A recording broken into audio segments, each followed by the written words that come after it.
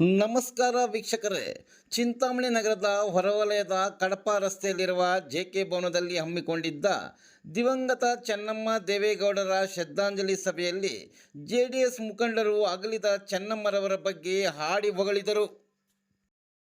ರಾಜಕಾರಣಿ, ನಮ್ಮ ಮಾಜಿ ಪ್ರಧಾನಿಗಳು, ಅದರಲ್ಲೂ ಸಹಿತ ದಕ್ಷಿಣ ಭಾರತದಿಂದ ಆಯ್ಕೆಯಾದಂಥ ಎರಡೇ ಎರಡು ಪ್ರಧಾನಿಗಳಲ್ಲಿ ಒಬ್ಬರಾದಂಥ ಹುಟ್ಟು ಹೋರಾಟಗಾರರಾದಂಥ ಛಲವಾದಿಗಳಾದಂಥ ಜೆಡಿಎಸ್ ಪಕ್ಷದ ಸ್ಥಾಪಕರು, ರಾಷ್ಟ್ರೀಯ ಅಧ್ಯಕ್ಷರಾದಂಥ ಎಚ್.ಡಿ. ದೇವೇಗೌಡರ ಧರ್ಮಪತ್ನಿಯವರಾದಂಥ ಚೆನ್ನಮ್ಮಾಜಿಯವರು ಅವರು ನಮ್ಮನ್ನೆಲ್ಲ ಆಗಲಿ 18ನೇ ತಾರೀಕು ವಿಧಿವಶರಾಗಿರ್ತಾರೆ. ನಾವೀಗ ಪ್ರಸ್ತಾಪ ಮಾಡಿದಂತ ನಮ್ಮ ದೇವೇಗೌಡರು ಏನು ಈ ನಾಡು ಕಂಡಂತ ಒಂದು ಅಪರೂಪದ ವ್ಯಕ್ತಿ, ಅಮೂಲ್ಯವಾದ ವ್ಯಕ್ತಿ, ಒಬ್ಬ ಹಿರಿಯ ರಾಜಕಾರಣಿ, ಮಾರ್ಗದರ್ಶಿ. ಇವರ ಹಿಂದ್ಗಡೆ ನಿಂತು ಇವರ ಬೆನ್ನೆಲುಬಾಗಿ ಏನು ಆ ಮನೆಯ ಹಿರಿಯರಾಗಿ, ಆ ಕುಟುಂಬದ ಆಧಾರ ಸ್ತಂಭವಾಗಿ, ರಾಜಕೀಯವಾಗಿ ದೇವೇಗೌಡರು ಇಷ್ಟು ದಿವಸ ಏನೇನು ಆಗಿದ್ರು ಅದಕ್ಕೆಲ್ಲ ಹಿಂದ್ಗಡೆ ನಿಂತು ಅವರಿಗೆ ಪ್ರೋತ್ಸಾಹ ಮಾಡಿ ಅವರ ಯಶಸ್ಸಾಗಲಿಕ್ಕೆ ಪ್ರಮುಖ ಕಾರಣರಾದಂತ ಚೆನ್ನಮ್ಮನವರು ಈಗ ನಮ್ಮಲ್ಲಿ ಮಧ್ಯೆ ಇಲ್ಲ.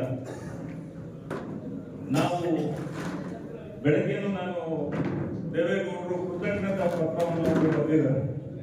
ಈ ನಾಡಿನಲ್ಲಿ ಚೆನ್ನಮ್ಮಾಜಿಯವರು ತೀರ್ಕೊಂಡ ಮೇಲೆ ಅವರ ಒಂದು ಭಾವಪೂರ್ವ ವಿದಾಯಕ್ಕೆ ಯಾರ್ಯಾರು ಭಾಗಿಯಾಗಿದ್ದಾರೆ ಅವರಿಗೆಲ್ಲ ಕೃತಜ್ಞತೆಯನ್ನ ಸಲ್ಲಿಸ್ತಾ ಒಂದು ಪತ್ರವನ್ನು ಬರೆದಿದ್ರು. ಏನು ಯಾರು ಸೇರಿದ್ರು ಈ ರಾಜ್ಯದ ಮುಖ್ಯಮಂತ್ರಿಗಳು, ಅವರಿಗೆ ಸಂತಾಪಗಳನ್ನು ಹೇಳಿದಂತ ಪ್ರಧಾನಮಂತ್ರಿಗಳು, ಮಾಜಿ ಮುಖ್ಯಮಂತ್ರಿಗಳು, ಮಂತ್ರಿಗಳು, ಮಾಜಿ ಮಂತ್ರಿಗಳು, ಶಾಸಕರು, ಮಾಜಿ ಶಾಸಕರು, ಹೀಗೆ ಅಲ್ಲಿ ಹೋದಂತ ಎಲ್ಲ ಮುಖಂಡರು, ಮುಖ್ಯವಾಗಿ ಹಾಸನದಲ್ಲಿ ಇತ್ತೀಚೆಗೆ ಈ ನಿಧನರಾಗಿರ್ತಕ್ಕಂಥ ಚೆನ್ನಮ್ಮ ದೇವೇಗೌಡರ ನಂತರ ಬಂದ ಮಾಹಿತಿಗಳು ನಮಗೆ ಅವ್ರ ಬಗ್ಗೆ ಗೊತ್ತಾಗಿದ್ದೆ ಎಲ್ಲರಿಗೂ ಇತ್ತೀಚೆಗೆ ಅಂತ ನಾನು ಭಾವಿಸ್ತೀನಿ. ಇದರಲ್ಲಿ ನಾನು ಹೆಚ್ಚಿಗೆ ಜಾಸ್ತಿ ಸಮಯ ತಗೊಳಕ್ ಹೋಗೋದಿಲ್ಲ. ಒಂದೇ ಹೇಳೋದು, ಮೊದಲು ಗಾದೆ ಹೆಣ್ಣಂದು ಕರೆದರೆ ಶಾಲೆಯೆಂದು ತೆರೆದಂತೆ. ಆದರೆ ಇವತ್ತು ಚೆನ್ನಮ್ಮ ದೇವೇಗೌಡರು ಅದನ್ನು ಮೀರಿ ಶಾಲೆಯನ್ನು ತೆರೆದರೆ ಒಂದು ವಿಶ್ವವಿದ್ಯಾಲಯಕ್ಕೆ ತೆರೆದಂತೆ ಅನ್ನೋ ಒಂದು ಇದನ್ನ ಹೆಚ್ಚಿಗೆ ಮಾಡಿದ್ದಾರೆ. ಕಾರಣ ಇವತ್ತು ಅವ್ರ ಮನೆಯೇ ಒಂದು ವಿಶ್ವವಿದ್ಯಾಲಯ. ಅವ್ರ ಮನೆಯಲ್ಲಿ ಯಾರಿಲ್ಲ, ವೈದ್ಯರಿದ್ದಾರೆ, ಹಳೆಯಂದ್ರು ವೈದ್ಯರಿದ್ದಾರೆ, ಮಗ ಡಾಕ್ಟರ್ ಇದ್ದಾರೆ, ರಾಜಕೀಯ ಕ್ಷೇತ್ರದಲ್ಲಿದ್ದಾರೆ, ಶಿಕ್ಷಣ ಕ್ಷೇತ್ರದಲ್ಲಿದ್ದಾರೆ. ಹಾಗೂ ಅವ್ರದ್ದು ಮನೆಯೇ ಒಂದು ವಿಶ್ವವಿದ್ಯಾಲಯ.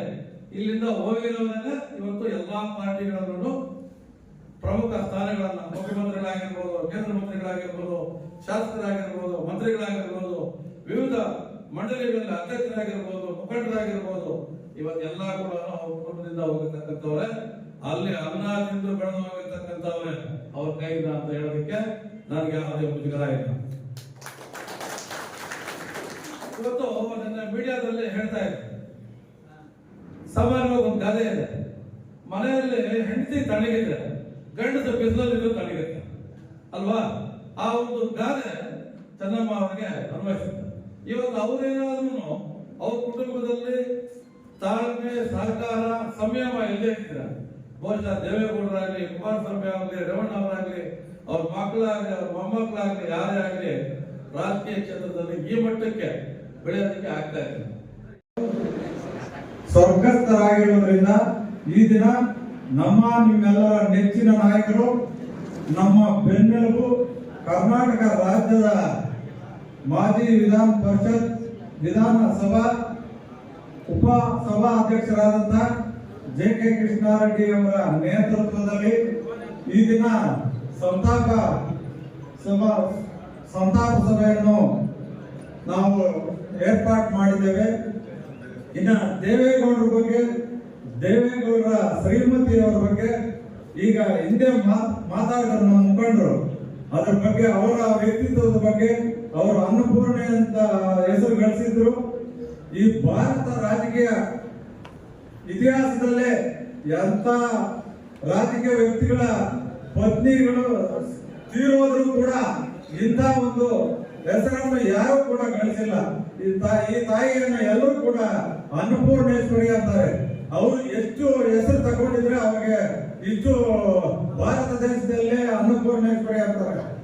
ಆದ್ರೆ ನಮ್ಮ ಸಮಾಜದಲ್ಲಿ ಜನರಲ್ಲಿ ಹುಟ್ಟು ಉಚಿತ, ಸಾವು ಖಚಿತ.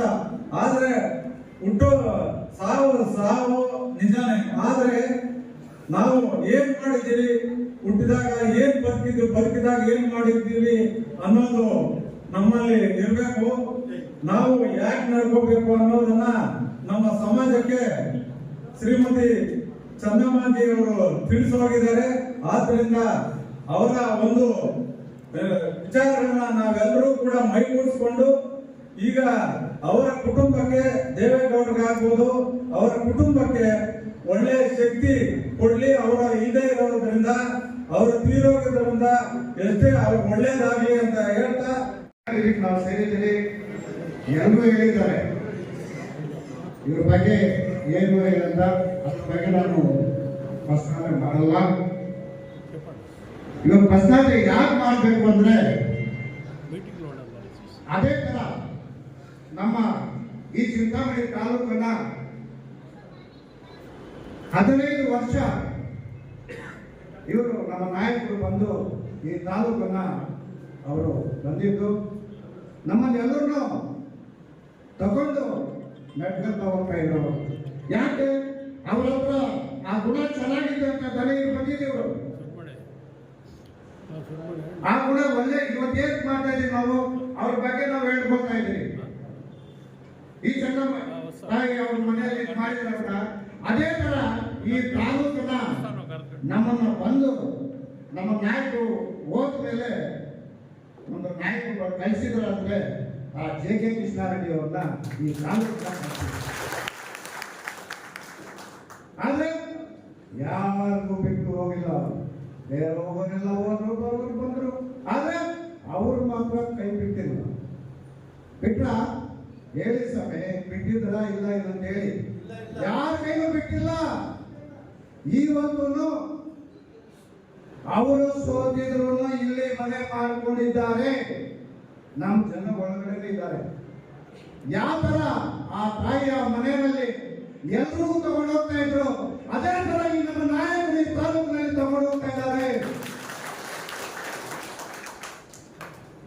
ಅದನ್ನ ನಾವು ಗಮನ ಇಟ್ಕೊಂಡು ಈ ಮುಂದಿನ ಬರ ಯಾವನ್ನ ಆಗಲಿ ಒಂದು 10 ವರ್ಷ ಅವರ ಶಾಸಕ ಆದ್ರು, ಸಭಾಪತಿ ಆದ್ರು, ಯಾರೇ ಆಗಲಿ ಒಂದು ಸಣ್ಣ ಉದಾಹರಣೆ ಇಂಥವ್ರನ್ನ ಯಾರನ್ನ ಇದು ಮಾಡಿದ್ರ ಇಲ್ಲ. ಇವತ್ತು ಬೇರೆ ಸರ್ಕಾರ ಯಾರು ಬಂದು ಯಾವ ಈ ಗ್ಯಾರಂಟಿಗಳು ಅದು ಇದು ಬಿಟ್ಟು ನಮ್ಮ ಇದಾಯಿತು. ಕೆಲವು ನಾಯಕರು ನಮ್ಮ ಅದರಲ್ಲಿ ಏನು ಅವ್ರೇನು ಒಂದು ಸ್ವಲ್ಪ ಹೊಟ್ಟೆನಲ್ಲಿ ಏನು ನೋವಿದ್ದೇನೋ ಸದ್ಯ ಡಾಕ್ಟರ್ ಹೋಗ್ಬಿಟ್ಟು ಟ್ರೀಟ್ಮೆಂಟ್ ತಗೊಂಡಿದ್ದಾರೆ. ಏನು ಕಡಿಮೆ ಆಗ್ತದೆ ಬಿಟ್ರೆ ನಮ್ಗೇನು ಇದು ಆಗಲ್ಲ. ಆದ್ರೆ ಯಾಕಂದ್ರೆ ನಾನು ಜಾಸ್ತಿ ಹೇಳೋಕ್ಕಾಗಲ್ಲ, ಯಾಕಂದ್ರೆ ಎಲ್ರಿಗೂ ನಿಮ್ಗೆ ಗೊತ್ತಿರೋದೆ. ನಾವೇನೋ ಹೇಳಿದ್ರೆ 4 ಪಾಯಿಂಟ್ ಹೇಳ್ತೀವಿ. ಯಾಕಂದ್ರೆ ನಾವು ಹೇಳಿದ್ದು ಜನಗಳು ನಮ್ಮ ತಲೆ ಇರಬೇಕು. ಇಲ್ಲಿಂದೆಲ್ಲ ಹೇಳ್ಬಿಟ್ಟು ಏನಾಗ್ತದೆ ಮರ್ತೋಗ್ಬಿಟ್ಟಾರೆ. ಅದರಿಂದ ದಯವಿಟ್ಟು ನಾವು ಹೇಳೋದು ನಾವು ಇದು ಮಾಡಿಕೊಂಡು ಈ ಮುಂದಿನ ಬರುವಾಗ ಇವತ್ತು ನಾವು ಹೆಂಗ್ ಜ್ಞಾಪಕ ಮಾಡ್ಕೊಳ್ತಾ ಇದ್ದೀರಿ, ಯಾವ ಮನೆಯಲ್ಲಿ ಇದ್ದಿತ್ತು ನಮ್ಮ ನಾಯಕನ ಅದೇ ನಾವು ಜ್ಞಾಪಕ ಮಾಡಿಕೊಂಡು ಅದೇ ತರ ನಾವು ನಡ್ಕೋಬೇಕಂದ್ಬಿಟ್ರೆ ಅದನ್ನ ನೀವೆಲ್ಲ ಇದು ಮಾಡಿದ್ರೆ ಅದನ್ನೇ ನಾವು ದೊಡ್ಡ ಏನು ಸಾಧನೆ ಇಲ್ಲ. ಅದು ನೀವು ಮನ್ಸು ಮಾಡಿದ್ರೆ ಯಾವುದು ಇದಿಲ್ಲ. ತಾವು ಮನ್ಸು ಮಾಡ್ಬೋದು. ಯಾಕೆ ನೋಡಿ, ಅವ್ರ ಮನೆಯಲ್ಲಿ ಚಿಕ್ಕವ್ರನ್ನ ಎಲ್ಲರೂ ತಗೊಂಡು ಹೋಗ್ತಾರೆ.